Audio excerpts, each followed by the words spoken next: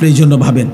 আমি এখনই দোয়া করব, এই রাত গভীরে আব্বা, নওজোয়ান বয়স্ক বাবা, একবার হইল বিবেক দিয়া সারা দিন শেষে রাত্রে ঘুমাইবার আগে প্রত্যেকটা কিশোর যুবক বাবা, আমি আপনারা 1 মিনিটের জন্য 30 সেকেন্ডের জন্য হলো চোখ বন্ধ করে একবার ভাইবেন, আজ যা করছেন তা আমি মুসলমান হিসাবে ঠিক হলো?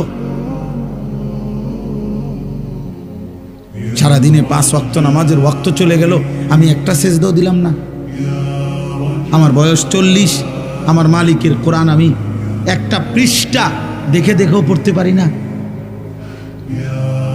সারা দিনে 24 ঘন্টার মধ্যে আমি কি 10টা মিনিট আমার আল্লাহর নামের জিকির করতে পারতাম না?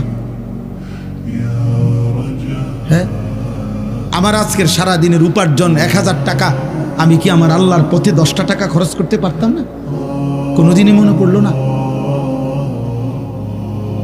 এতটুকু হিসাব মিলাই, এটা আল্লাহর কোরআনে বলছেন, ওয়াল তানজুর নাফসুম মা কদ্দামাত লিগাদ।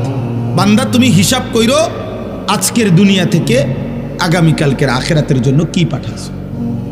2 নম্বরে আল্লাহর নবী বলছেন, আল কাইয়িসু মান দানা নাফসাহু, বুদ্ধিমান সে যে নিজের হিসাব করে।